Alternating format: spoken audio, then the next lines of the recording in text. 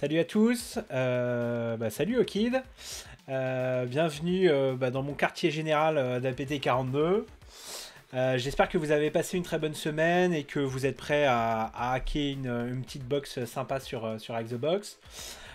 Pour ceux qui ne me connaissent pas encore, je m'appelle Mathieu, je suis étudiant à l'école 42 et j'anime cette série pour APT 42, l'association de cybersécurité de 42 Paris. On se retrouve aujourd'hui pour un nouvel épisode de notre série Road to OSCP. Et aujourd'hui, on va s'attaquer à une box Linux qui s'appelle Basht. C'est une box classée facile. Elle est. En fait, j'en ai choisi une relativement rapide parce que cette semaine à 42, on avait un training de cybersécurité avec Think Cyber, une boîte israélienne de training de cyber. Et donc ça a duré 3 jours. On avait des scénarios encore aujourd'hui. Donc je voulais pas avoir une box trop longue pour me laisser un petit peu de temps pour me concentrer sur le training. Je pense que peut-être je vous ferai un petit retour, soit sur YouTube ou lors d'un stream sur ce qu'on a vu pendant ce training ces 3 jours. Et d'ailleurs, qui ont été augmentés à 4 jours parce qu'on a un scénario qui va être demain. Donc voilà, donc peut-être que je vous ferai un petit retour là-dessus, sur les différentes choses qu'on a vues pendant le training. Et puis voilà. Vu que c'est organisé par 42, peut-être qu'il y aura d'autres sessions et que donc du coup, peut-être que ça pourrait intéresser certains d'entre vous. Pour tous ceux qui auraient loupé les épisodes précédents, ils sont toujours disponibles donc sur la chaîne YouTube APT42 Club. Et puis bien sûr, si ce type de contenu vous plaît, n'hésitez pas à vous abonner et puis à mettre des petits pouces bleus, ça fait toujours plaisir. Comme d'habitude, si vous avez la moindre question, n'hésitez pas à la poser dans le chat. J'essaye de regarder le plus souvent possible et puis de répondre à vos questions quand je peux. Ce qu'on va faire, c'est qu'on va rentrer dans le vif du sujet et on va se retrouver sur mon environnement Kali Linux. Alors est-ce que vous le voyez? Oui, vous le voyez. Ok, très bien. Donc, j'ai créé notre petit dossier Bash, comme d'habitude. J'ai créé donc notre petit Bash dans Cherry Tree. C'est l'outil qui va nous servir de prise de notes. On est connecté au VPN de Hack the Box. Et Hack the Box m'a déjà attribué une IP cible. Donc, on va tout de suite lancer le petit script. Vous commencez à avoir l'habitude pour certains. FTScan qui va donc FTScan, c'est un petit script vite fait de mon cru qui va permettre de lancer 4 scans différents. Un scan très rapide qui va nous donner directement un aperçu en fait des ports qui sont ouverts sur la machine. Puis un deuxième scan plus en profondeur où là en fait on va s'attarder sur tous les ports de la machine. Ensuite un scan de vulnérabilité en fait. À partir des ports qu'on aura extraits en fait de notre deuxième scan, on va faire un troisième scan sur les vulnérabilités de ces ports là.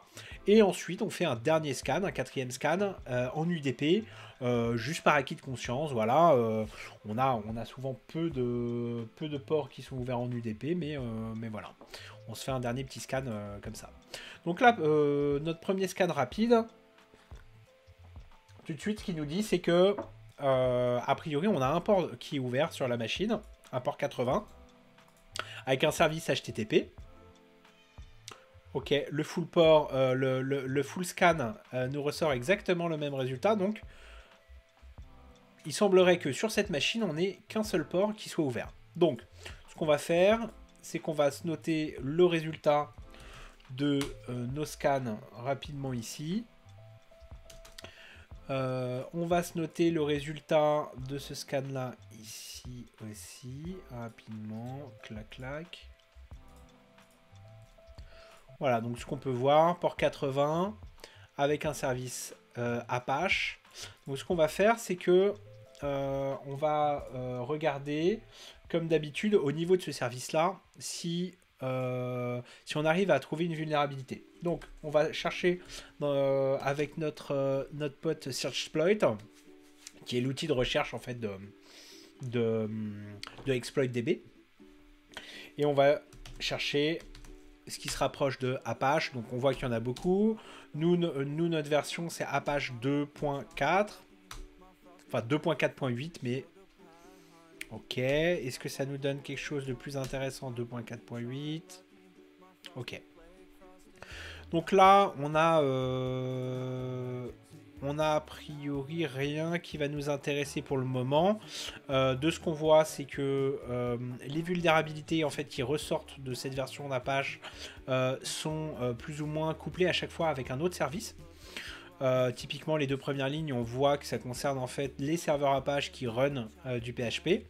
Je ne sais pas si vous vous souvenez, mais la semaine dernière, justement, on s'était intéressé en fait au CGI bin, justement, au fichier CGI bin.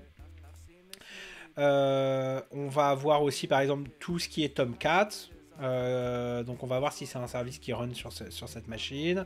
Voilà, donc rien qui saute aux yeux pour le moment. On va simplement se prendre un petit screenshot comme d'habitude de notre résultat. Voir si éventuellement par la suite sur la bécane c'est quelque chose qui peut nous intéresser ou pas du tout. Donc on continue. Là je mets tout ici comme ça, hein, je fais pas de sous-menu, etc. Il n'y a qu'un seul port. Je ferai des sous-menus éventuellement après, mais pour l'instant on n'a qu'un seul port, ça va. Ok, autre chose qu'on peut essayer donc c'est de faire une recherche en fait dans nos scripts Nmap. Je vais faire NSE. Alors NSE, ça c'est un petit... je l'ai déjà expliqué lors de stream précédent, mais quand je fais NSE, en fait c'est un alias que j'ai créé, qui va me permettre de tout simplement de faire une recherche dans tous les scripts Nmap, et ensuite de faire un grep sur ce que je vais lui donner en paramètres. Donc là je mets NSE Apache, et en gros qu'est-ce que fait mon alias? Il va simplement faire une recherche sur tous les scripts Nmap et faire un grep Apache. Ok, a priori on a deux choses qui ressortent. Pas de version particulière, là-dessus, pas d'indication qui nous saute aux yeux, mais on va se le garder dans un coin, on sait jamais. Si vraiment on a aucune piste par la suite, peut-être qu'on reviendra là-dessus. Donc là on a déjà quelques petites informations. Donc notre port 80, service HTTP, donc un site web, on va aller l'explorer tout de suite. A priori c'est un site de développement de quelqu'un qui s'appelle Arexel. Alors d'ailleurs ce qu'on va faire c'est qu'on va se copier ça et on va se le mettre. Donc on va se le mettre quelque part ici. On va se créer ici un node et on va mettre les creds. Et dans creds, je vais juste mettre par exemple donc les users qu'on aura trouvés au fur et à mesure de notre recherche. Je ne vais pas mettre de majuscules parce qu'en règle générale, il n'y a pas de majuscules hein, quand au niveau des logins, etc. User, pass, on n'en a pas. Et des creds complètes, c'est-à-dire login pass, on n'en a pas encore. Ok. On a un username a priori. Ok.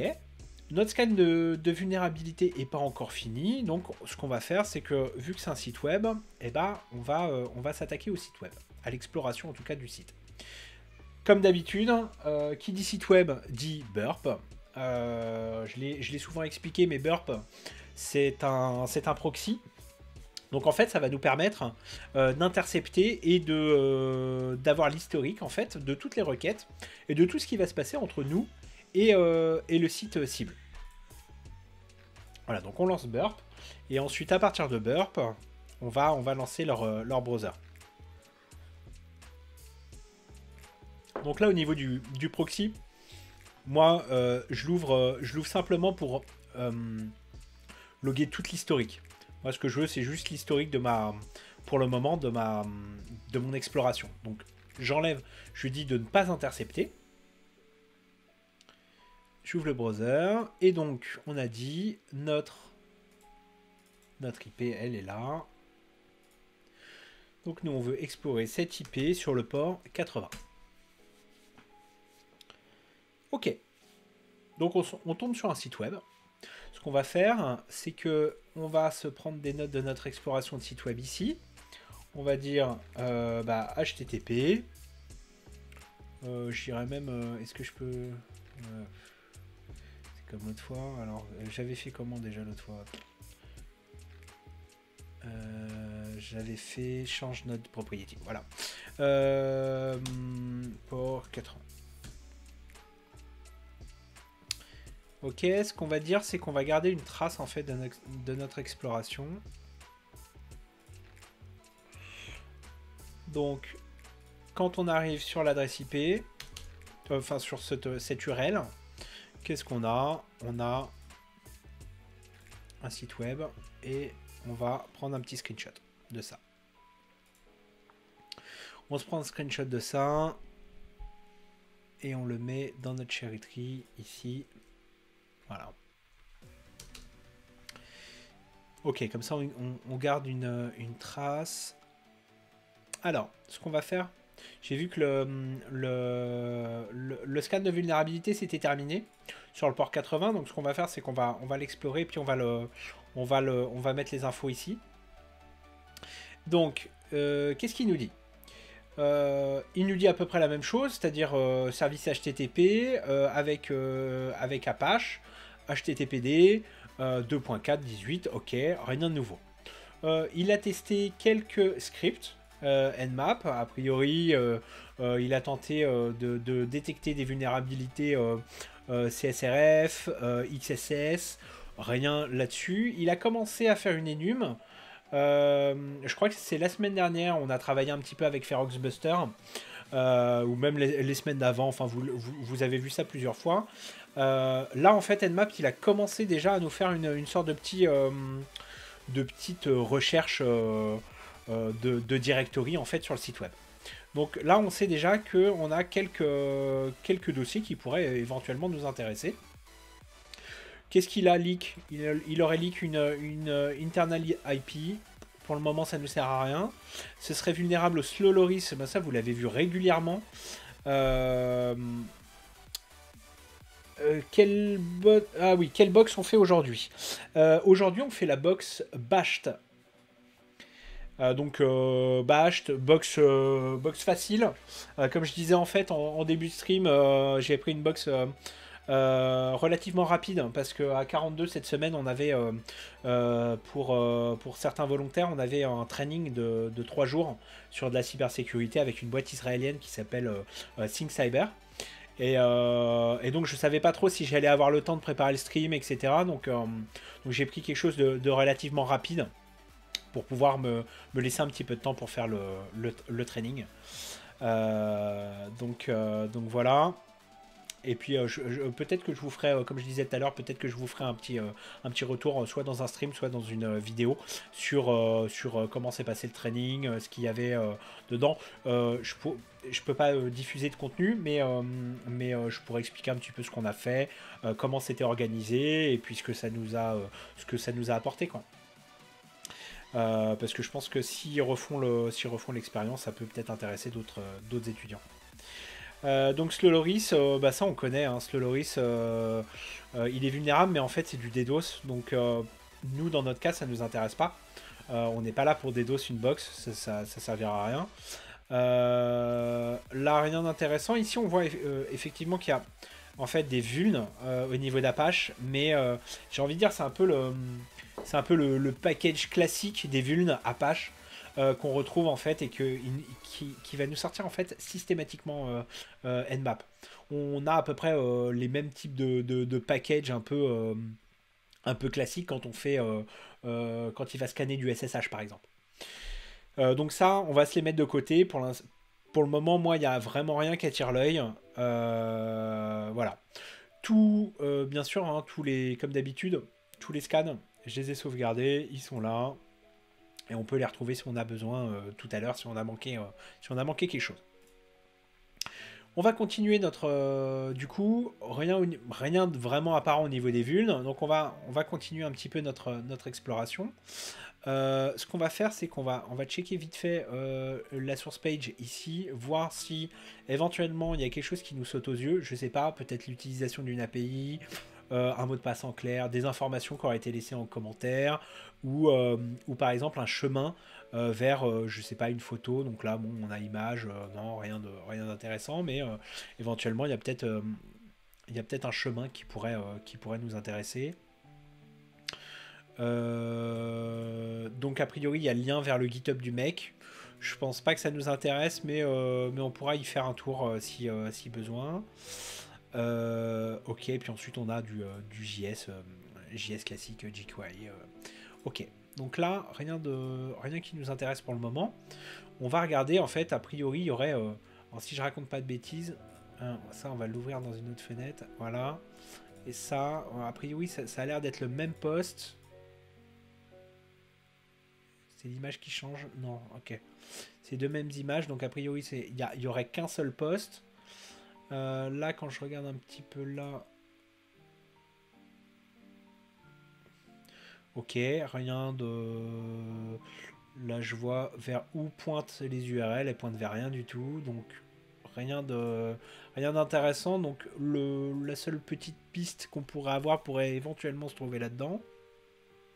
Donc lui, il nous dit PHP Bash, un post de décembre 2017. Il nous dit que son PHP Bash, en fait, l'aide beaucoup lors de pentesting. Qu'il a testé différents serveurs sur différents serveurs, que c'est très utile, et qu'il le développe lui sur GitHub. Il n'y a rien d'autre. Ok, donc a priori ce serait un web shell que le gars a codé. Et moi, il y a un truc que je vois là tout de suite, c'est que son web shell, lui, il l'a mis par exemple à l'URL /uploads /phpbash.php. Donc éventuellement, ce qu'on va faire, c'est que on va essayer de voir si on arrive à avoir son web shell. Donc au même endroit que sur la photo. Donc uploads /phpbash.php. Not found. Est-ce que j'ai bien la bonne URL? Uploads phpbash.php phpbash.php. Ok. Donc a priori ça donne rien. Alors ce qu'on va faire, c'est qu'on va se faire un premier screen d'ici. Non. Alors attends. D'abord je prends ça. Je nous prends l'URL. Je la mets là. On continue sur notre exploration. Cette URL, qu'est-ce qu'elle donne? Elle donne ça. On va se prendre un screenshot. Clac. Et on va prendre un screenshot aussi du résultat quand on a essayé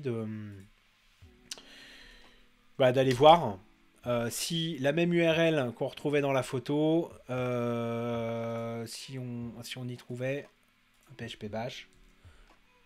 Non. Tac. Je le mets. Voilà, je garde simplement une trace de ce qu'on fait.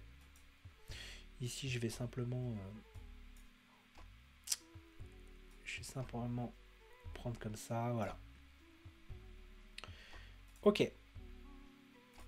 Donc, ce qu'on va faire, du coup, là, on n'a rien trouvé de particulier, donc on va se lancer directement. On a vu que ici, il y avait un certain nombre de uploads d'ailleurs, tiens.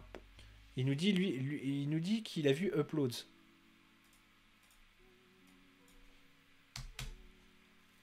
Ok. Il n'y a rien dedans. HTML, ok. Il n'y a rien dans Uploads. Par contre, on sait qu'il y a un certain nombre de directories, a priori. Donc ce qu'on va faire, c'est qu'on va faire notre propre recherche. Moi, j'aime pas rester juste sur la recherche de Nmap. Hein. Là, il faut vraiment faire une vraie recherche avec un brute forceur de directory. Donc soit, moi j'utilise Feroxbuster, mais vous pouvez utiliser GoBuster, Deerbuster, FUF, Dirb, enfin il y en a plein. Donc voilà, faut juste essayer celui qui vous plaît le plus.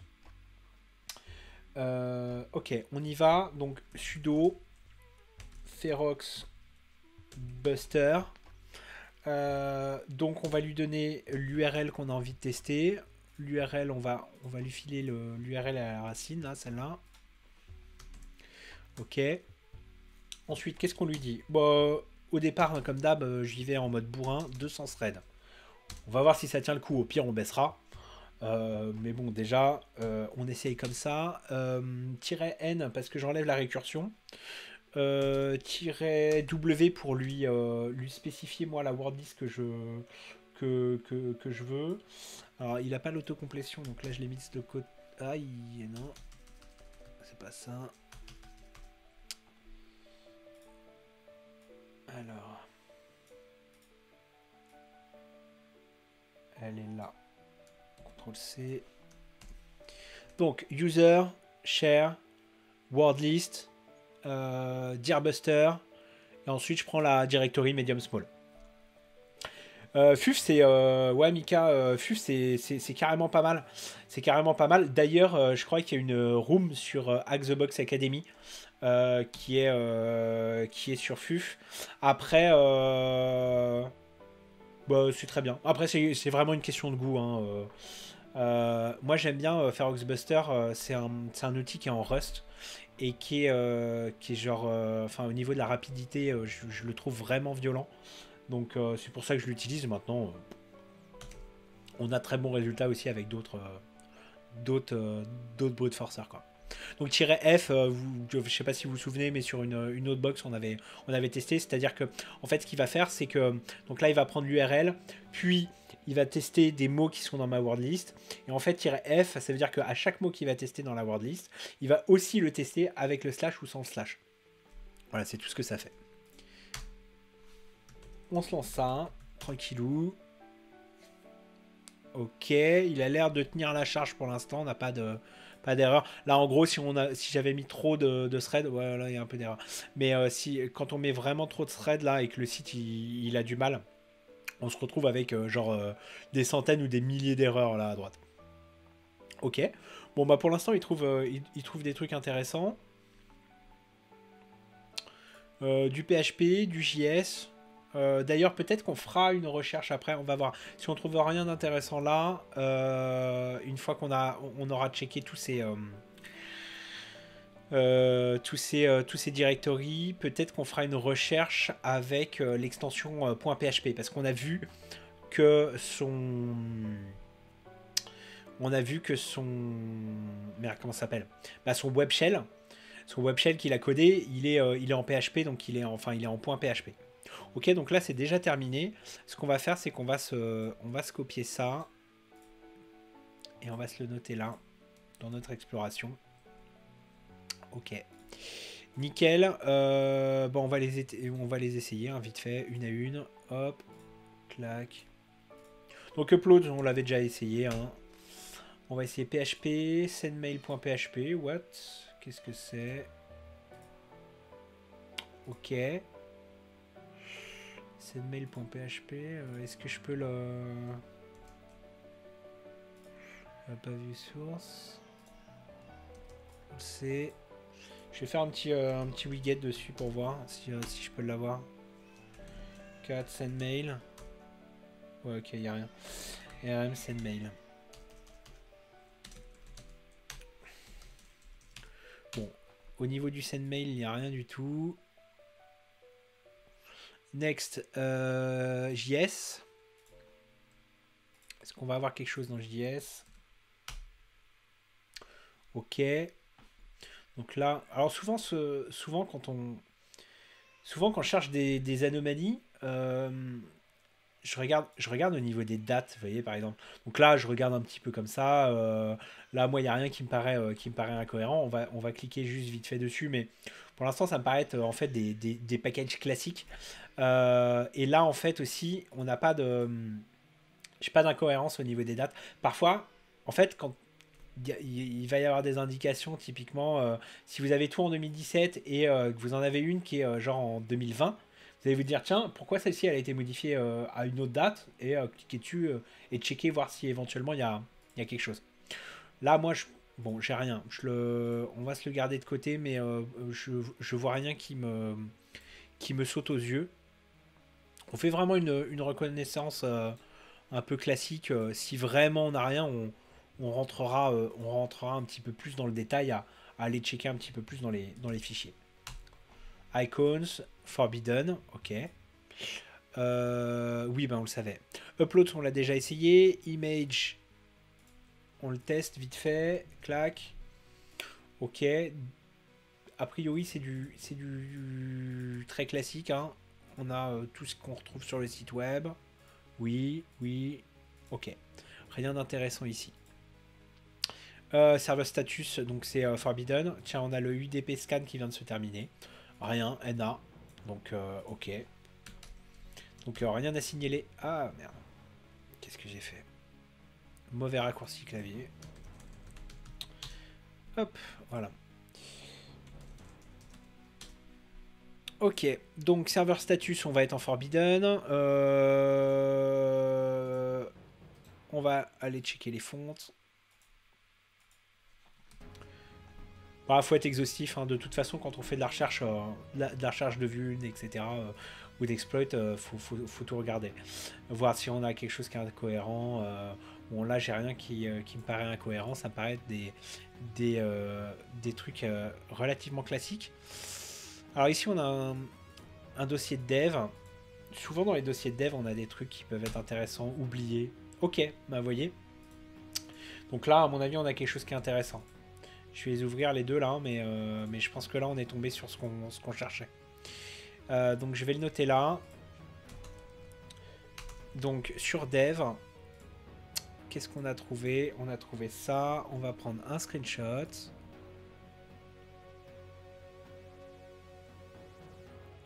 Tac.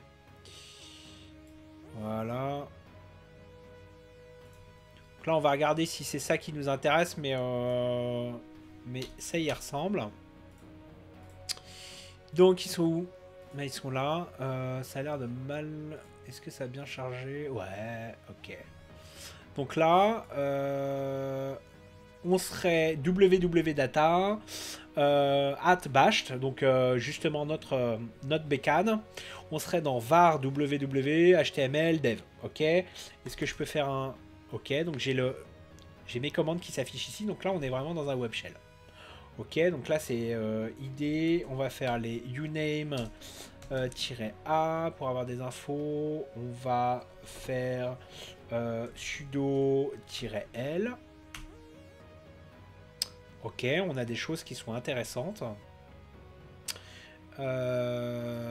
Donc tout ça, on va se le noter aussi. Donc là, j'ai envie de dire que on va se faire carrément un autre node en se disant, bah là, en gros, on est sur entre guillemets notre exploit. Il n'y a pas vraiment un exploit, c'est plus j'ai envie de dire une mise configuration du site web. Ce qui arrive très très très souvent. On se prend un screenshot de ça. Parce que là, on a des choses qui sont vraiment très intéressantes. Hop. On a donc l'idée que nous sommes. On a donc la version du kernel. Et donc, on a le sudo-l. A priori, on pourrait là devenir script manager.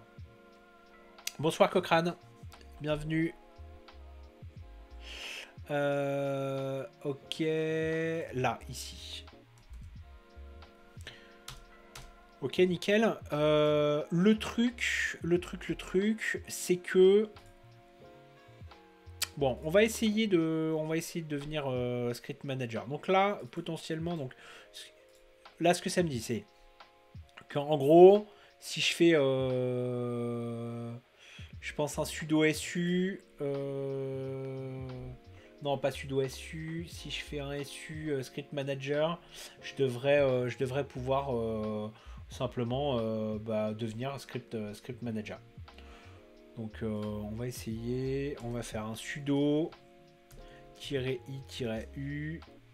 Alors sudo-u, c'est pour dire vas-y, file-moi un bash de tel utilisateur. Et donc nous, on a dit qu'on voulait devenir cet utilisateur.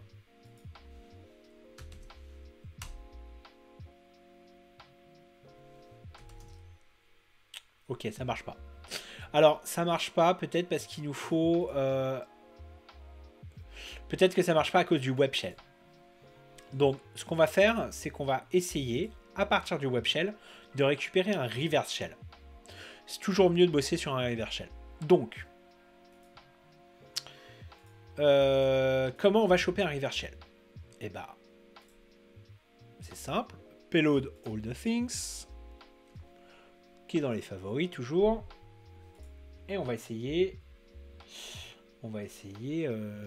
Alors, est-ce qu'on a... il y a des trucs qu'on peut vérifier sur le serveur. On peut lui dire which NC pour vérifier s'il y a netcat. Ok.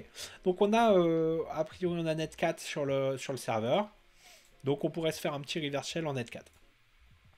Ok.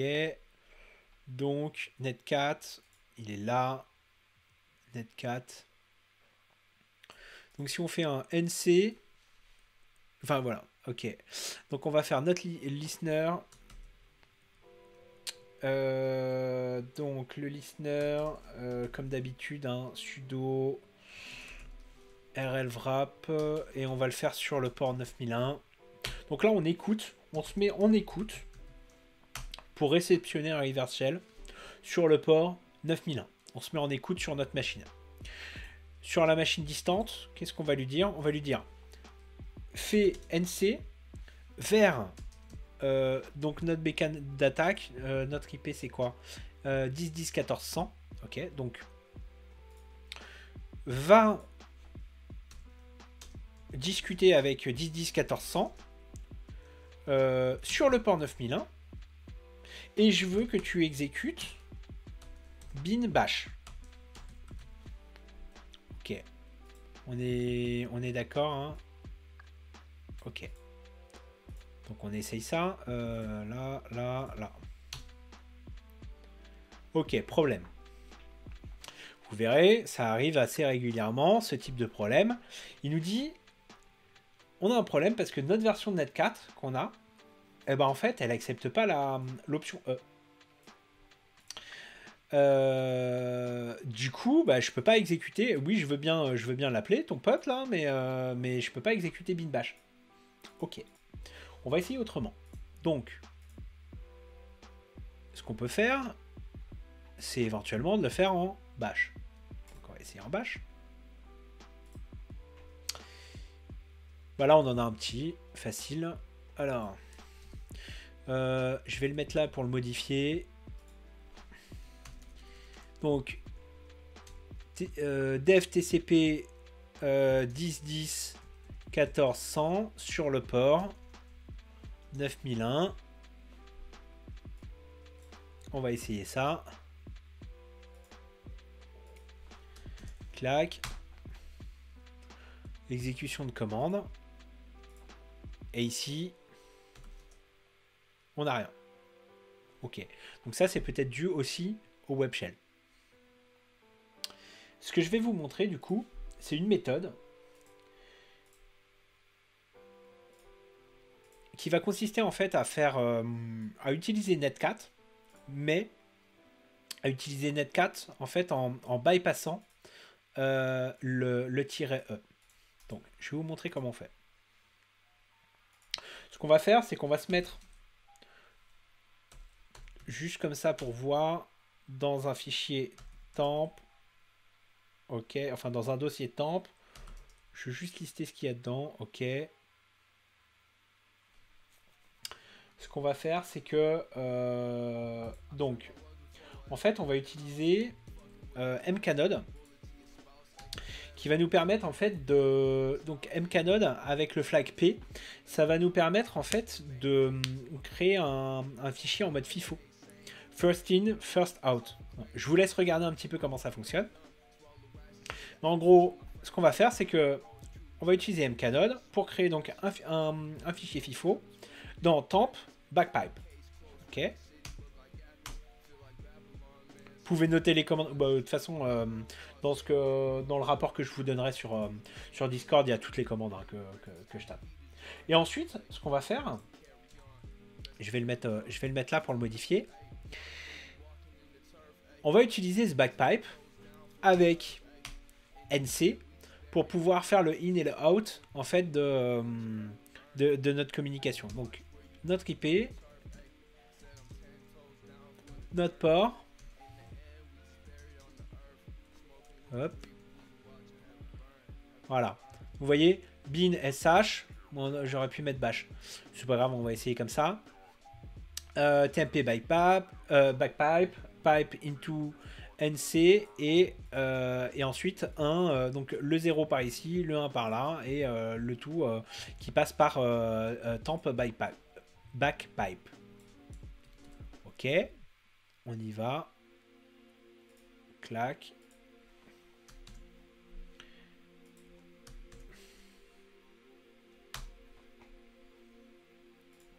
Et là, on a bien reçu notre shell.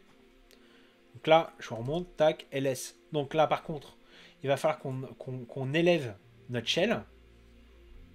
Donc, comme d'habitude, alors est-ce qu'on a Python? Est-ce qu'on a Python 3? Oui, ok. Donc on va élever notre shell en Python 3. Tac. Voilà, ça a une meilleure gueule. Hein, et là on va pouvoir faire des choses. Donc on est toujours en www.data, mais on est chez nous, on a le reverse shell. ls, ok. On avait dit tout à l'heure sudo-l, ça nous donnait des trucs intéressants. Qu'est-ce qu'on va faire? On va se faire un sudo-i pour réceptionner le bash de l'utilisateur-u script manager. Et là, ça fonctionne. Donc là, nous sommes script manager. Est-ce que je dis peut-être une connerie, mais sudo-l. Non, password. Bah malheureusement, par contre le password on l'a pas. C'est pas grave, tac. Tac. Et si je lui disais sudo. Attends, il y a peut-être un truc. Sudo-l script manager. Non. Bah ça aurait été trop beau. Ça aurait été trop beau. Bon. Ok. Donc, on est script manager. Maintenant, il va falloir trouver un moyen d'élever nos privilèges. Donc, ici, ce qu'on va faire, c'est que... non. Je vais juste noter, en fait, ce qui nous a permis de réceptionner notre reverse shell dans exploit. Je mets juste là. Voilà. Et ici, je vais ajouter un node. On va dire que maintenant, on veut faire la privesc. Ok, privesc. Bon, j'ai envie de dire qu'on a fait déjà une toute première privesc en passant de www.data à script manager. On va se le noter. On va se le noter là.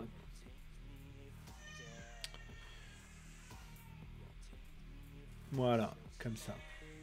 On va juste se noter la commande. Si j'arrive à pas faire le boulet, clac clac, voilà. Donc maintenant on est script manager. Ce qu'on pourrait faire, c'est des... On va regarder dans les homes. Ok, donc on avait script manager, on en vient, rien d'intéressant ici. Quoique, c'est des script managers.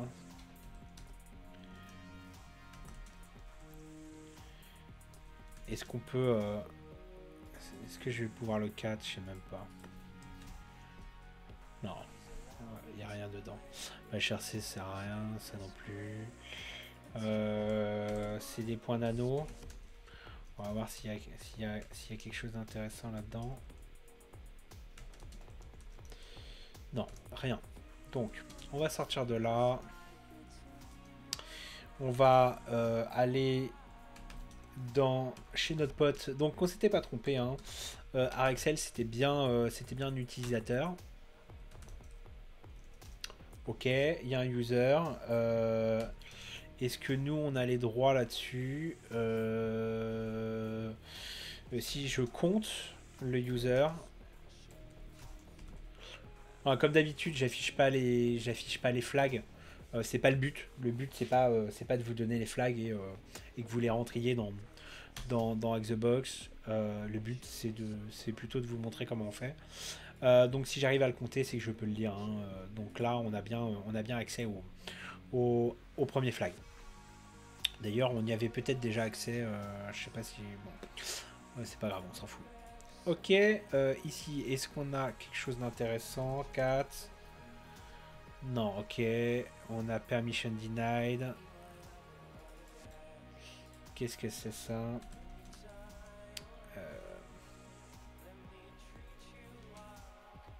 Ok, rien. Ok, ce qu'on va faire, c'est qu'on va aller dans Temp. Et comme d'habitude, on va se lancer Linpiz. Donc, locate. Hop. Locate Linpiz. Il n'y a pas de linpiz.sh. Ok, elle est là. CP. Je le mets là et je lance un serveur. Donc là, je lance un serveur web en Python, hein, avec Simple Server. Ah, j'ai pas fait le bon mot de passe. Tac. Voilà. Donc là, j'ai mon serveur qui est lancé. Je vais pouvoir du coup ici récupérer mon linpiz. Donc we-get l'adresse du coup de ma bécane, 2.// donc 10 10 14 100 2.80 / linpiz.sh. Bon, jusque là vous connaissez un peu le truc, hein. Là on est sur du classique plus x linpiz.sh. Ok, et on lance donc linpiz.sh.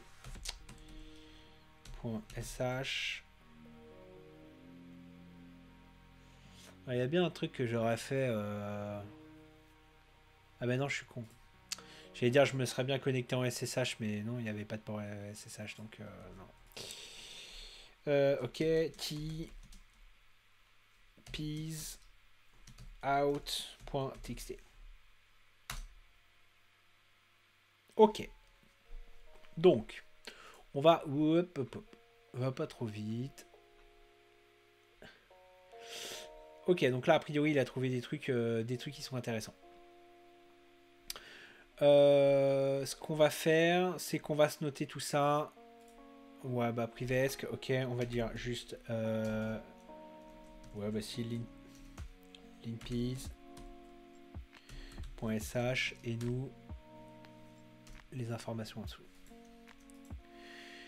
Alors,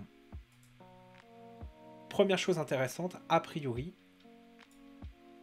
ce serait la version du kernel. Donc, peut-être à voir si on n'a rien trouvé d'intéressant avec linpiz. Peut-être après voir à lancer Linux Exploit Suggester, qui va peut-être pouvoir, à partir de cette version kernel, nous donner des exploits intéressants. Pareil, on a a priori une version de sudo qui pourrait être intéressante. Il y a eu il n'y a pas longtemps, en fait, je sais pas si vous avez suivi, mais une faille dans sudo Baron Samedi qui est vraiment facile à exploiter.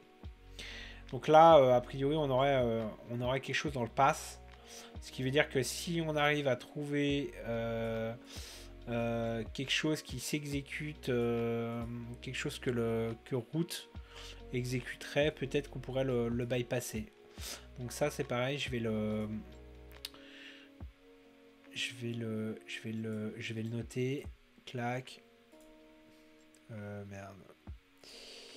Là, voilà. On continue à explorer. Rien d'intéressant. On est sur un système. Ok, 64. AMD. Nanana, ok. Ici, rien d'intéressant pour le moment. Donc là, les useful software, hein, comme dame. Ah ouais, bah, il avait Net4, tiens. Alors ça aurait été intéressant, parce que le NC, il prenait pas le tiret E. Ce qui aurait été intéressant, c'est de voir si je pouvais appeler le bin Net4. Bah, vous savez quoi, je vais le tester là. Plutôt que de faire le backpipe de tout à l'heure et tout, peut-être qu'en fait, on aurait pu, carrément utiliser Net4 et non pas ANC. Donc on a dit que c'était là. Ce que je vais faire, c'est que je vais faire un tac sudo rl et on va le faire sur le port 9002. On va se mettre en écoute et je vais essayer. Est-ce que lui il va bien vouloir? Alors on va lui faire binnet4. Donc on a dit vers notre IP 10.10.14.100 vers le port 9002 en -E et je veux que tu nous fasses un bin bash. Ah non, bah pareil. Ouais, ok. Donc il avait pas non plus l'option E.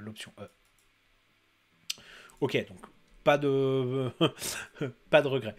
Pas de regret. Ok. Donc là, on a différentes choses. Le widget, on l'a déjà utilisé. Base64, Python, ok. Perl, PHP sudo, ok.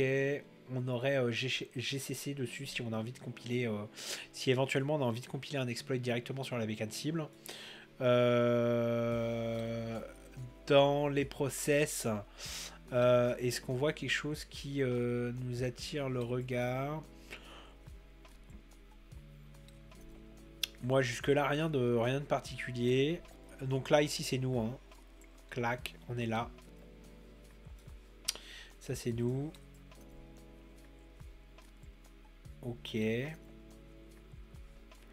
Ensuite des binaires avec permission. Rien de particulier ici encore. Dans les cron jobs, est-ce qu'on a quelque chose d'intéressant?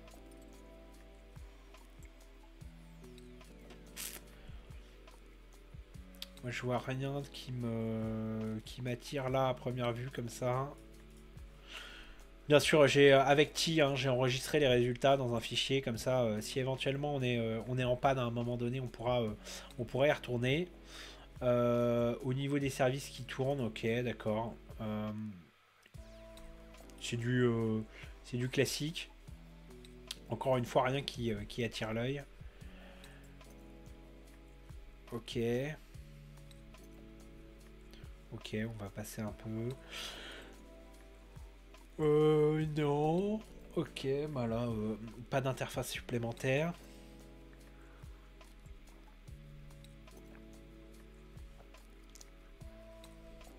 Ok, donc rien de particulier. Donc là, on a bien nos utilisateurs avec console. RxL, Script Manager. Ok, donc nous, on est justement Script Manager. Root, qui est le super user. C'est ce qu'on cherche là. C'est ce qu'on cherche. Ok. TTY. Ok. Bon, pour le moment, rien de particulier. Kering, non. Ça, c'est rien. Ok. Fichier SUID.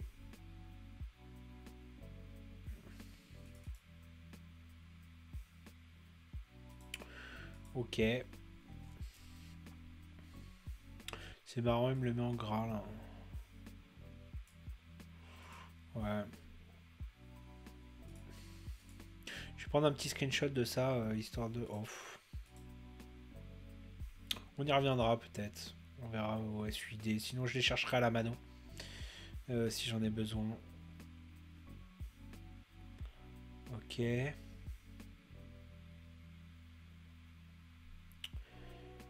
Ok, donc là, il nous dit qu'il y a des unexpected in route. Ça veut dire qu'il y a des dossiers que normalement il n'attend pas dans route. Lost and Found, ça c'est un truc qu'on retrouve régulièrement. VM Linux, ça je sais pas, faudrait que je regarde. Ça sent ça sent quand même le truc. Alors a priori il y aurait peut-être un truc script. On va se le noter. On va aller voir vite fait, hein, parce que c'est rapide à vérifier. S'il y a un petit script dedans, ça peut être intéressant. Bash completion, ok. Home, route. Ouais, alors là, il nous dit modified. Donc en fait, ce qu'il nous dit, c'est que là, on a un truc qui est intéressant. Là, on a un truc qui est intéressant parce que, en gros, là, c'est les fichiers qui sont modifiés, qui ont été modifiés les 5 dernières minutes. Et autant on a des trucs de log, vous voyez. Là aussi, je pense que c'est de l'automatique. Mais ça, c'est quelque chose que nous, on a lancé nous-mêmes. Et ça, c'est pas normal parce que genre test.text, c'est pas nous qui l'avons créé. Donc c'est automatiquement genre le système qui l'a créé. Et c'est bizarre. Ça c'est bizarre. Donc ça, on se le met carrément de côté. Et en plus, on avait dit, et en plus juste avant, il nous avait dit, ouais, ben script, c'est pas censé être là. Donc déjà, script est pas censé être là en fait à la racine. Et en plus, ces 5 dernières minutes, il y a un fichier test.txt qui a été créé. Sachant qu'en plus, on est, alors juste, je le rappelle vite fait, mais là au niveau du VPN, on est sur une box dédiée. Donc il n'y a aucun autre utilisateur qui est sur notre box. Donc là, c'est pas par exemple un autre utilisateur qui aurait fait un test.txt. Là, c'est forcément la box. Un truc qui s'est passé sur la box. Ok. Ça, on est allé les voir. On a regardé déjà. Ok. Lui, il vérifie au niveau des backups. Là, il y a du classique. Hein. Là, ça, c'est du classique. Je vois rien de particulier. Éventuellement, on pourrait y revenir si vraiment on trouve rien d'autre. Je pense qu'on a déjà pas mal de pistes, mais voilà. Ça, on a déjà essayé tout à l'heure. Ça avait rien donné. Là, on a les files qui sont cachés. On n'a rien de particulier. Là, on est sur les Linux headers, etc. Ça, c'est du classique. Donc, peace, ok. Logique. Je sais pas ce que c'est. Readable, ok. Je pense que c'est du classique, mais je vais le noter, on sait jamais. Un readable dans backups qui vient de route. Bon, c'est pas. Ok. Donc là, ouais, bah là encore on a un truc. Vous voyez, genre Home Script Manager. Donc là, interesting. Donc en gros, là, il nous dit il y a des files qui sont intéressantes sur lesquelles vous pouvez écrire. Sur lesquelles on a le droit d'écriture. Donc, on se doute ici dans Temp, ok, on a le droit d'écriture là-dessus, mais ça c'est du classique et on n'y touchera pas, ça sert à rien. Par contre, encore une fois, on retrouve notre script avec un test.py. Donc un script. Donc tout à l'heure on avait un test.txt et là on a un test.py. Python. Donc là, là on a un truc. Je pense que on tient. Vous voyez, je vais même le rassembler avec les autres. Donc là on a finalement. On a quand même 3 indices qui nous font pointer là-dessus.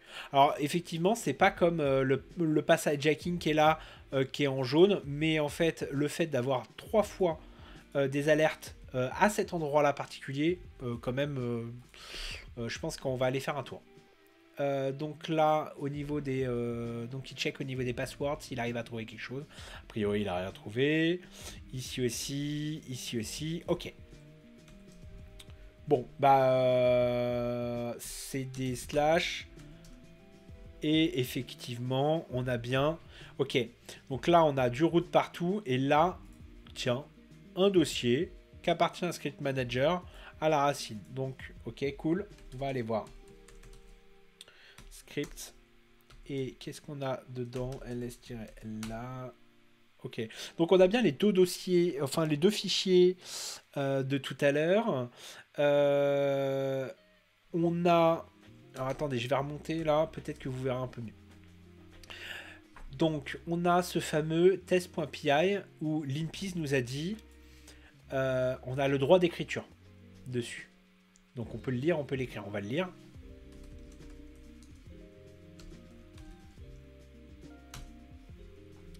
Donc lui, qu'est-ce qu'il fait?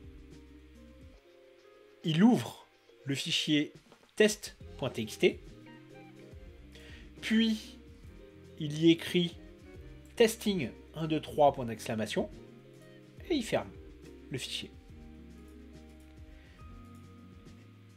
Et qu'est-ce qu'on a dans test.txt? On a marqué testing. Ok. Le truc qui est intéressant ici, c'est quoi? Le truc qui est intéressant ici, c'est que un script qui appartient à Script Manager, donc à nous, qui nous appartient, sur lequel on a un contrôle d'écriture, peut écrire dans un fichier texte qui appartient à root. Donc, ça veut dire que il doit y avoir, à un moment donné, une exécution de ce script par root. Alors, ce qu'on va essayer de faire, c'est de vérifier si on arrive à le voir. Alors, il y a un truc, c'est que c'est bizarre parce que tout à l'heure, dans les cron jobs, on n'a rien vu. On n'a pas vu de tâches récurrentes là-dessus. Donc là, je vais vous montrer un... Je vais vous... Est-ce que je peux écrire là-dedans? Touch... Ouais. Ouais, ok, je peux écrire ici. Ce qu'on va faire, c'est que je vais vous montrer un outil qui est vraiment excellent pour vérifier. En gros, là, on a notre idée. Notre idée, c'est quoi? C'est il doit y avoir une tâche de fond que l'InPice n'a pas repéré, qu'on n'a pas repéré, qui serait run par root et qui runnerait ce script-là. Script, qu'est-ce qu'il fait? Bah, qui ouvre un fichier test.txt et qui y met testing 1, 2, 3. Ok.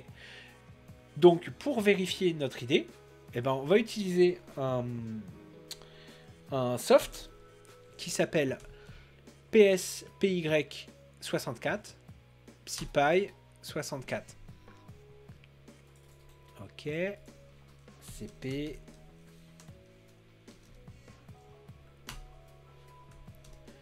Il est là. Comme d'habitude, je lance le serveur web. Wiget http 10.14/100.80/psypy64. On le télécharge. Il est ici. On le chmod. On le chmod plus X psypy64. Ok. Et on le lance. Alors, on le lance. Je vais le lancer comme ça. SH psy ou bash. SH.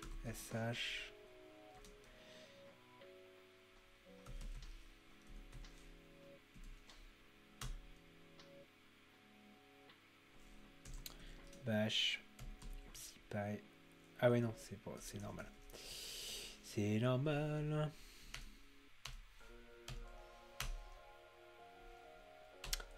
Ok. Bash.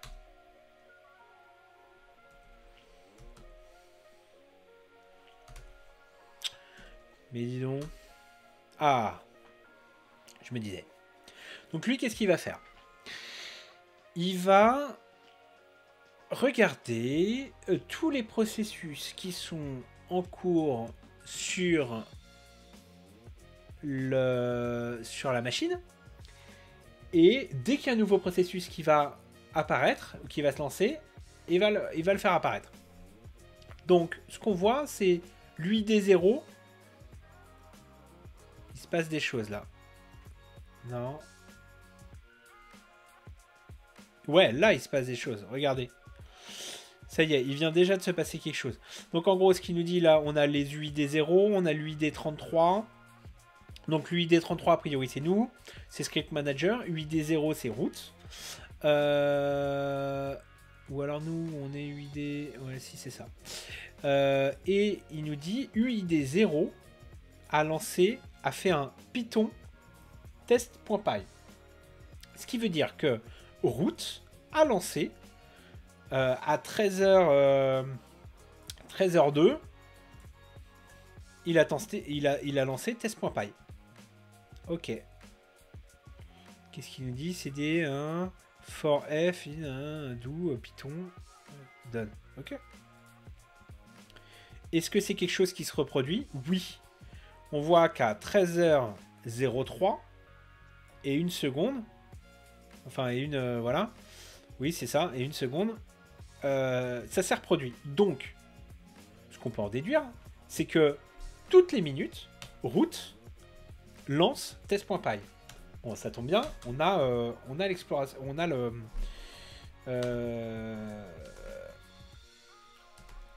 pouvoir d'écrire dessus. Le problème, c'est que là, si je le cut, ouais. Bon, on va recommencer là. Je vais récupérer mon reverse shell. Clac, clac.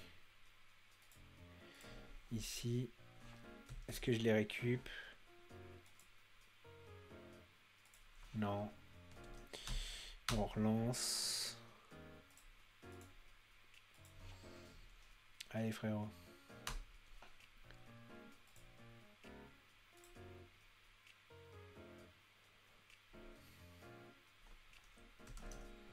Ah, voilà. Récup, on réélève notre shell. C'est relou, faudrait que je regarde comment ne pas cut. Comment ne pas tout cut comme un gros bourrinos. Ok, on avait fait un sudo, -i pour le bash, -u sur notre copain script manager. C'est script manager comme ça. Oui. Oui, oui. Donc, on est OK. Et ensuite, donc on voulait aller dans script. OK. OK. Donc, rm psy, je le dégage. PSP, clac. Et nous, ce qu'on veut, c'est donc modifier ce script pour qu'il nous file un reverse shell en mode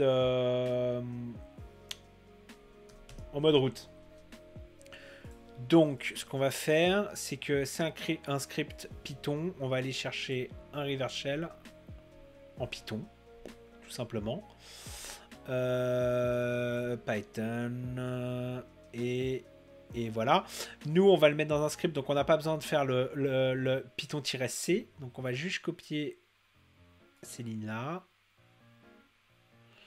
Alors, ce qu'on va faire, c'est qu'on va se le mettre ici, on va le transférer. Vim, ça s'appelle test.py. On met nos lignes ici et on va faire en sorte de... Voilà. Ouais, je peux peut-être faire mieux. Comment on fait déjà? Comme ça, S, et tu me remplaces tout ce qui est un point virgule par un \n et tu le fais en global. Et ça marche ça?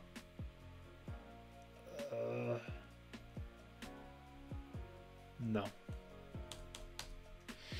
Ok. Moi j'ai peut-être fait de la merde là. Bon, c'est pas grave. On va le faire à la mano. Je pensais que ça se faisait comme ça. Genre comme SED en fait.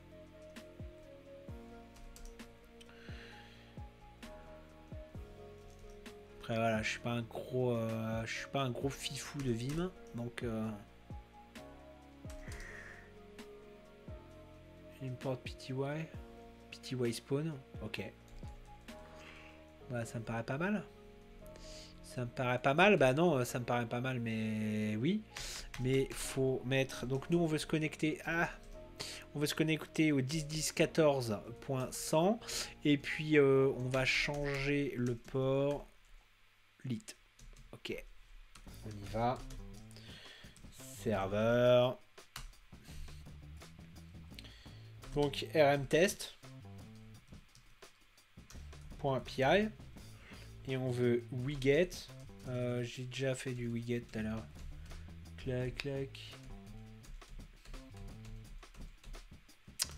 Là. Wiget test.py. Et surtout ici, sudo rl lit.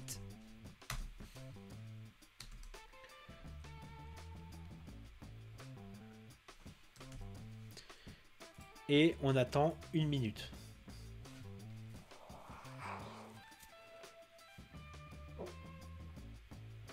C'est clair pour vous ce qu'on vient de faire? Ouais, ça va? On a juste modifié le script Python là pour y mettre un reverse shell dedans. On a détecté que ce script Python, en fait, il était run par route, a priori toutes les minutes. Donc là, logiquement, au bout d'1 minute, on serait censé recevoir notre reverse shell ici. Hein.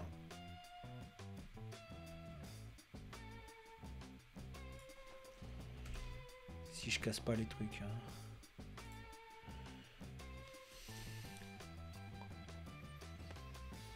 Ouais. Boum. Vous avez vu? Ça y est, il est arrivé. Mais comment il peut être run tout le temps comme ça? Il n'est pas dans les processus? Et bah... En fait, il doit y avoir un cron job, un truc comme ça, je pense. Mais qu'on n'a pas détecté, je sais pas. Il doit y avoir une tâche, en fait. D'ailleurs, en fait, on le voyait là. En fait, c'est ces ces lignes-là, là. Et tu vois, regarde. Là, en fait, alors je sais pas à quoi ça sert, là, mais à mon avis... Là, il y a un truc, là, tu vois. Genre, si on fait on va faire un man cron, par exemple. Ok. Et il nous dit cron-f, c'est quoi?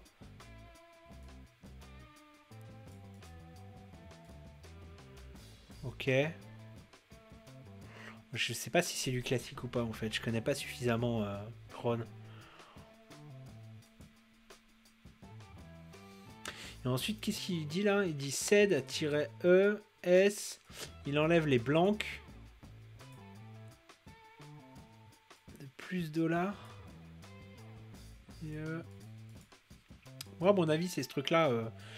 Enfin, c'est même sûr. C'est ce truc-là qui fait que. En fait, la tâche, elle doit se répéter toutes les minutes. C, cd, script for f in. Ouais, donc en gros, limite, ça, c'est.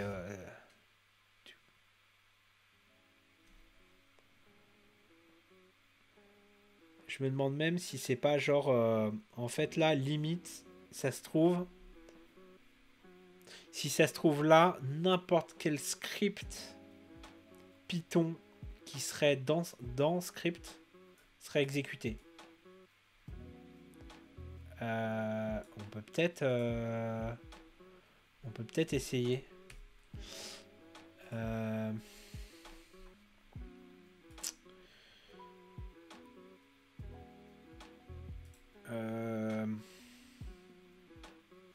On va faire vim test. On va changer le port ici. Et je vais changer le nom du fichier. Pour pas qu'il s'appelle test.py. Genre 443. Ou 4444. Serveur.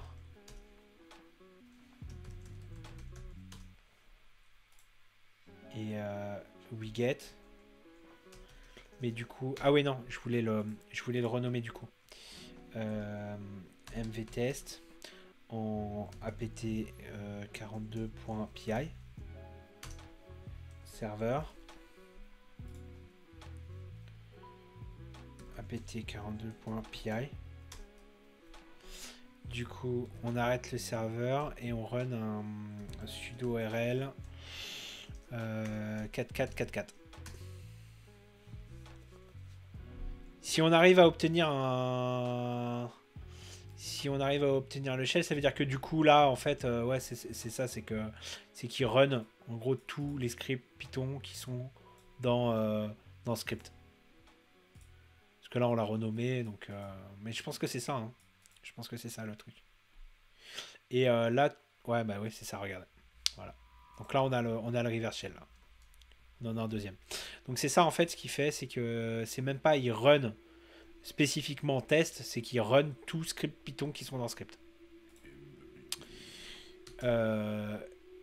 Et je suppose que ce qui fait que la cron, on l'a pas détecté, c'est certainement ces deux petites lignes là. Je connais pas suffisamment cron, faudrait que je creuse un peu plus, mais je pense que c'est ça. Voilà. Donc là, bah là du coup on est route. On est route, cd /route et wc route.txt et donc là vous voyez on a les droits dessus. Je vais vous montrer une autre manière. Donc là c'est la manière classe on va dire. Je vais juste vous montrer une autre manière d'être route. Donc là on retourne au script manager hein. Donc on est script manager et nous ce qu'on veut faire c'est je veux run Linux exploit suggester. Donc locate les.sh on va prendre celle-là par exemple. Tac. cp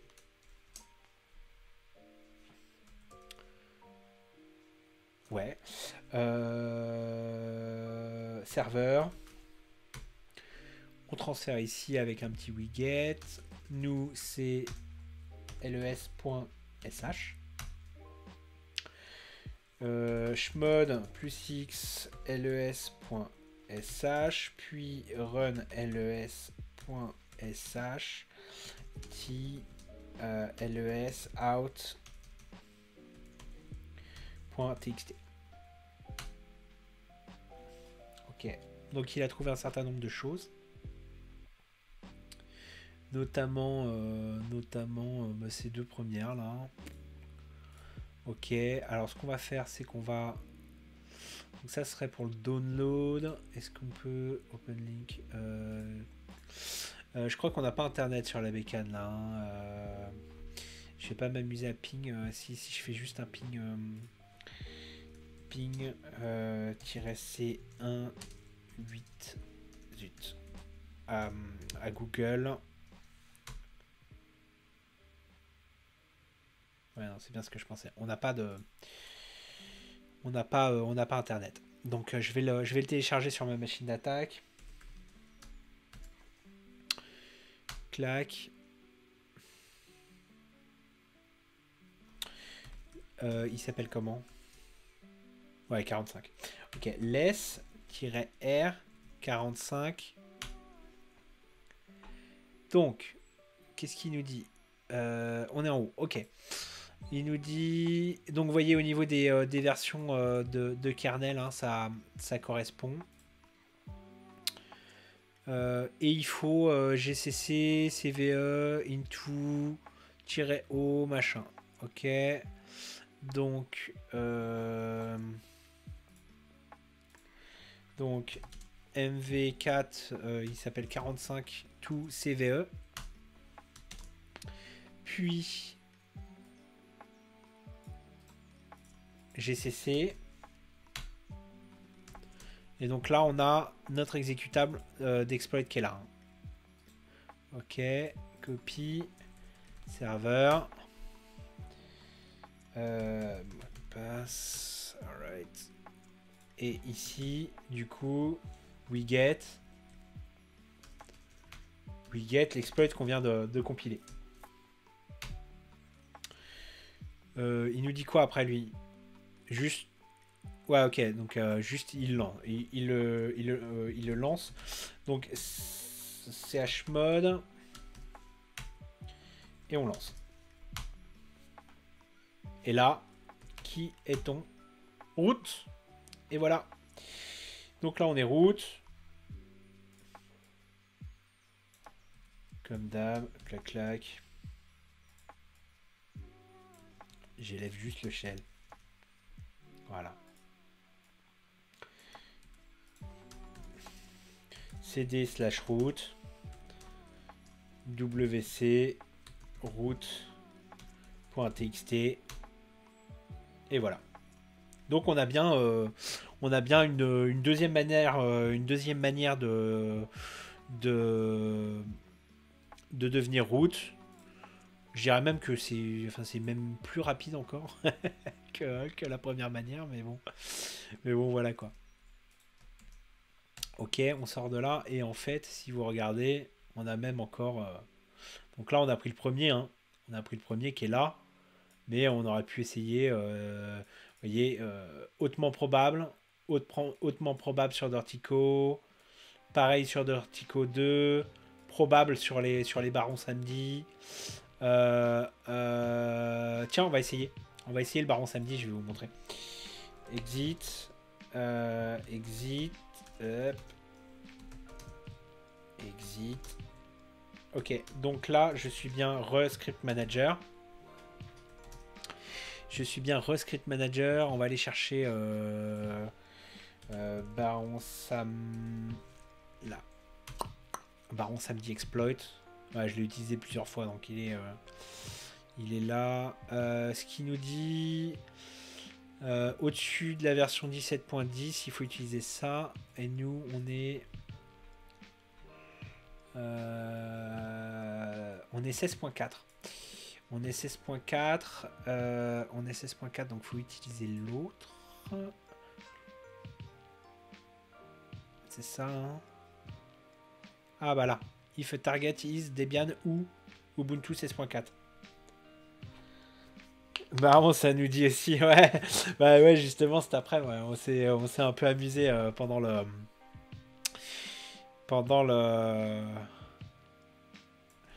training, on s'est un peu amusé là-dessus pendant le training de cyber avec comment il s'appelle, Think Cyber qui était organisé par 42. Exploit NS XX. Alors c'est lequel? Bah c'est celui-ci. Ouais. Hop, donc row. On va l'essayer, hein. Clac. We get.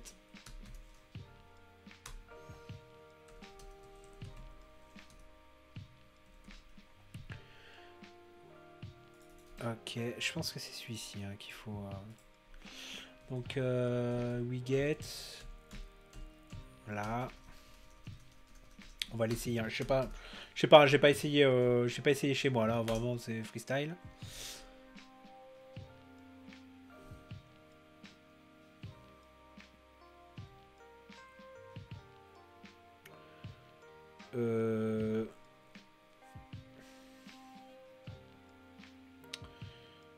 Et d'ailleurs, ça veut dire que vu que c'est un exploit Python, là potentiellement dans la minute, il va être carrément exécuté par route en fait. Oui, mais ça donnera rien de toute façon, faut que ce soit moi qui exécute. Tac, tac, tac. Ah ouais. Est-ce que si je le mode, ça passe? Non, pas mission denied. What? Non, c'est parce que oui, ok. Segmentation fault. Sinon, je fais Python. Python tree.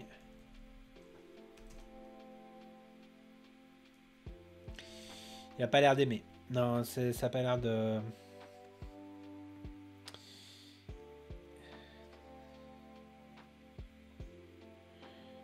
peut-être mieux le mettre autre part. Non, mais je pense pas que ça... Je pense pas que ça change grand-chose. Après, toutes les versions de sudo sont pas vulnérables. Hein, donc, qu'est-ce qu'il nous dit, lui?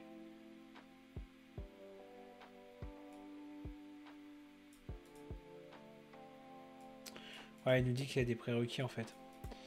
Donc, peut-être que les prérequis, là, pour le coup, sont pas remplis. Hein.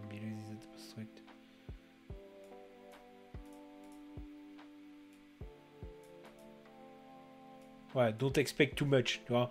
Genre, n'en attendez pas trop, quoi. Ça peut être faire n'importe quoi s'il exécute par route. Ouais, il y a moyen que ça fasse bien de la merde. Après, c'est pas grave, là, tu vois, c'est juste pour tester. Là, en vrai, c'est juste pour rigoler, quoi. C'est juste pour rigoler, mais ouais, il y a moyen que si c'est exécuté par route, ça fasse de la merde, ouais. Mais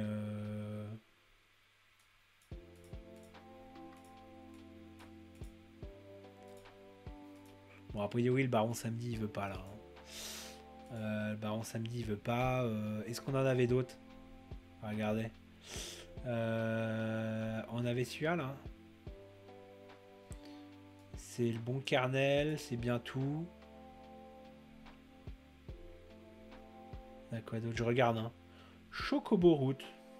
Alright. Probable. Ok, mais il y a des trucs qui doivent être enable. On va essayer celui-ci, tiens. On va essayer celui-ci. Clac. We get. C'est 41, c'est ça. Less. R40. Merde. 41. Alors, qu'est-ce qu'il dit?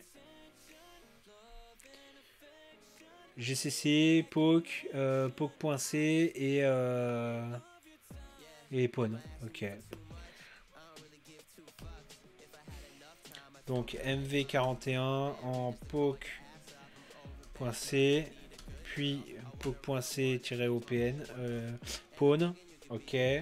On a déjà notre serveur qui est up. Après là, je suis en train aussi de cumuler des exploits kernel sur la même bécane. Donc autant dire que c'est pas très conseillé. Donc ça peut bien faire de la merde parce que si on est en train de je sais pas d'override certaines parties du kernel et que bah, ça se chevauche avec d'autres exploits, il y a moyen que bah, ça fasse de la merde. Donc on va essayer quand même, on s'en fout. On s'en fout, on avait déjà les droits route, on sait comment. Enfin voilà quoi. On l'a déjà route, la box là c'est juste pour rire entre guillemets quoi. Donc je veux télécharger Pawn. Chmod. Q6. Pawn. Pawn.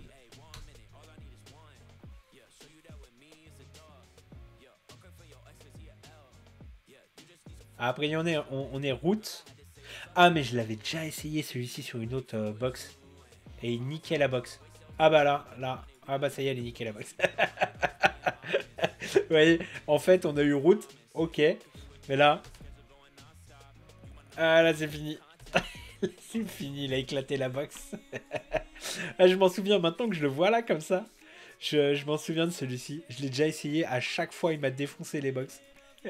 Ok. En fait, ça y est, je m'en souviens, ouais.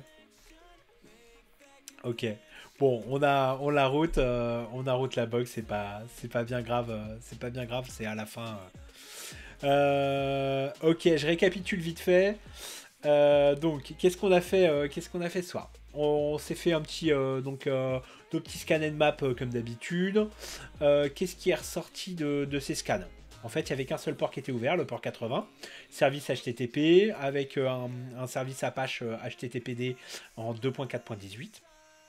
On a recherché éventuellement des vulnérabilités dessus. Rien qui sautait aux yeux et surtout pas vraiment de combo avec un service qu'on a vu ensuite. Ouais, Super Gunther, c'est un vrai pawn. Ah bah là, il la pawn la box. Ouais. Clairement, ouais. Et donc là, rien qui nous sautait aux yeux.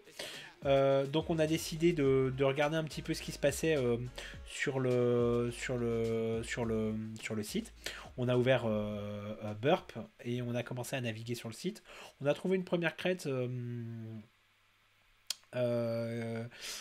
parce que c'était voilà le Axel Development Site, non RXL. Donc on l'a mis dans les users. Puis en fait on s'est aperçu que le gars il avait développé en fait un web shell. Dans une des photos en fait il donnait un chemin vers le web shell. Donc je me suis dit bah peut-être non. Du coup bah, on n'avait rien trouvé là-dessus, donc on a lancé un directory, un brute forcer de directory. On a lancé Feroxbuster. On a essayé en fait toutes ces URL et puis il n'y avait rien qui nous sautait aux yeux, rien de vraiment particulier, jusqu'à ce qu'on arrive à Dev. Dans Dev en fait, bah, justement il y avait ces deux versions de Web Shell au gars, qui sont là d'ailleurs. Qu'est-ce qu'on a fait? Bah, on a commencé un petit peu à regarder ce qu'on pouvait faire en fait avec. On a eu un petit peu, on a eu quelques difficultés en fait en fait, on s'est aperçu que avec le web shell, il y avait des choses qu'on n'arrivait pas à faire. Typiquement, en fait, on a fait un sudo-l qui a fonctionné et qui nous disait qu'en fait, sans password, avec sudo, on pouvait passer script manager. Et quand on a essayé, ça marchait pas. Et donc, en fait, on en a déduit qu'on avait quand même un accès limité avec le web shell, et donc c'était mieux d'avoir un reverse shell. Du coup, on a essayé le reverse shell. On a regardé sur la bécane et on a vu qu'il y avait Netcat. Donc on a essayé avec Netcat, sauf que Netcat en fait il acceptait cette version de Netcat acceptait pas l'option, le flag -e.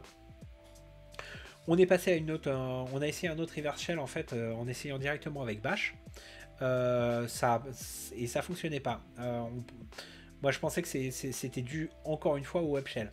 Du coup ce qu'on a fait c'est qu'on a finalement utilisé quand même Netcat, mais pour bypasser en fait cette fameuse commande -e, ce qu'on a fait c'est qu'on a créé en fait un dossier FIFO, donc first in first out.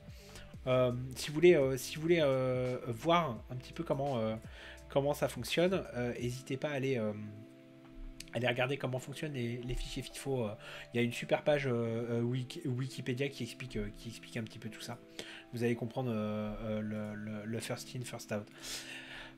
Et donc, du coup, grâce à ce petit tricks, on a réussi à obtenir notre reverse shell. Du coup, on a pu tester ce fameux sudo-iu script manager pour devenir script manager. De là, on a lancé Linpiz. Linpiz, il nous a sorti pas mal de trucs intéressants, notamment donc justement cette version de Linux de kernel qui lui semblait un peu chelou, enfin un peu chelou, un peu vieille et puis certainement vulnérable. Du coup, bon, on l'a mis de côté, mais en fait, finalement, après, quand on a lancé à la toute fin du stream Linux Exploit Suggester, en fait, il s'est basé là-dessus et sur la version de sudo pour nous donner justement les exploits qu'on a réussi à faire. Ou pas. Ou ceux aussi qu'on n'a pas réussi à faire. A priori, on avait aussi une vulnérabilité au niveau du pass. J'ai pas vu vraiment comment l'exploiter parce que peut-être qu'on aurait pu ouais, bah, j'ai pas vu comment l'exploiter, mais là en fait après on a pointé, on a eu 3 indices. C'est-à-dire qu'en fait Linpiz nous a dit d'abord tiens, il y a des dossiers qui ne devraient pas être à la racine, root, et notamment script. Ok, première indication. On l'a noté là, mais pour l'instant, rien d'alarmant. Puis après, il nous a dit, ouais, en plus, dans les 5 dernières minutes, il y a un fichier qui a été créé ou modifié qui s'appelle test.txt. Sachant qu'on est les seuls à bosser sur la box, il y a quand même un truc qui est chelou, parce que dans un dossier qui ne devrait pas être là, dans les 5 dernières minutes, il y a un fichier test qui a été modifié ou créé. Donc là, il y a un truc. Et en plus, après, on a eu encore une dernière indication qui nous a dit, Linpiz, il nous a dit, tiens, il y a des fichiers sur lesquels tu as des droits d'exécution, et notamment ce fichier test.py. Donc, pareil, bizarre, donc tout pointé par là. Ce qui fait que bah, on a regardé du côté du script et en fait on s'est aperçu que donc on a utilisé on s'est aperçu que test.py en fait lui il écrivait dans un fichier test.txt mais bizarrement test.py lui il était à script manager, il était à nous, mais test.txt il était à root, ce qui veut dire que root potentiellement pouvait root en fait exécuter test.py. Donc c'était un peu bizarre. Du coup, ce qu'on a fait, c'est qu'on a lancé un outil. Dans mes notes, hein, vous aurez l'URL justement de cet outil. C'est PSPy 64. Donc là, c'est parce que c'est une architecture 64. Hein. Mais vous pouvez... je vais vous montrer... Je crois que c'est ça. Hein. Ouais, c'est celui-là. Voilà, vous avez plusieurs... Donc moi, celui que j'ai envoyé, c'est le 64, le 64 statique. Mais voilà, vous avez plusieurs versions. Vous pouvez aussi le build vous-même. Hein. Et donc, qu'est-ce qu'il fait PSPy? En fait, lui, il va monitorer les cron jobs qui sont donc exécutés sur les serveurs. Et en fait, on s'est aperçu que effectivement, l'UID 0, donc root, toutes les minutes exécutait test.py. Et on a même fait le test après. En fait, ce qu'il faisait, c'est qu'il exécutait tous les scripts Python qui étaient inclus dans script. Donc nous, bah, on a fait un petit script Python qui nous donnait un reverse shell. Et vu que c'était root qui l'exécutait, on a réussi à avoir notre reverse shell en root. Voilà, c'est comme ça qu'on est devenu root. À la fin, finalement, ce qu'on a fait, c'est qu'on a lancé Linux Exploit Suggester et là, on a rigolé, on a essayé de se faire plusieurs exploits et dont un qui a défoncé la box. Voilà, celui-ci. Mais dans le lot, le premier qu'on a testé, il a bien fonctionné. C'était le premier du haut de ligne. Il a bien fonctionné. Donc, encore une fois, on en avait déjà discuté, mais tout ce qui est exploit kernel, etc., souvent, ce qu'il faut faire, c'est... en fait, vous le faites sur votre propre lab. C'est-à-dire que vous allez, avec ces informations-là, avec les informations que vous allez glaner directement sur le serveur, vous allez créer, entre guillemets, une copie le plus proche de la réalité possible sur votre lab de test. Vous allez tester du coup les exploits et celui que vous allez trouver le plus stable, là vous pourrez l'exécuter sur votre cible. Là on l'a fait en mode bourrinos et on s'en foutait parce qu'on était déjà root, etc. Et c'était juste pour tester, donc on a éclaté la box. Mais dans le lot, on en a essayé 3. Baron Samedi, il a juste pas marché. Et voilà, rien de neuf. Le tout premier, on a root la box et il était stable. Et c'est juste le dernier qui a crash la box. Voilà. Donc voilà un petit peu pour le résumé de ce soir. Je sais pas si vous avez des questions ou autres. Ou non, c'est bon. Très clair. La semaine prochaine, on fera...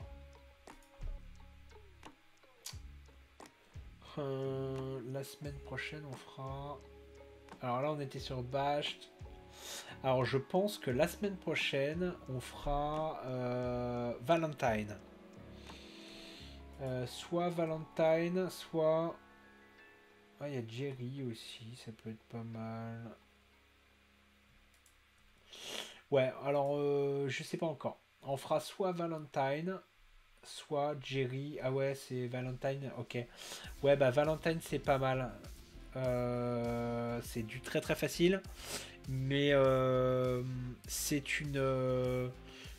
encore une fois, c'est une vulnérabilité qui est très connue et qui est intéressante à connaître en fait pour votre culture générale en cybersécurité. Donc je pense qu'en fait, on fera Valentine, même si c'est une vieille vulne qu'on retrouve pas forcément maintenant comme ça sur des serveurs récents. Mais je pense que ça peut être intéressant au moins pour la connaître, pour la culture générale et pour savoir que ça existe.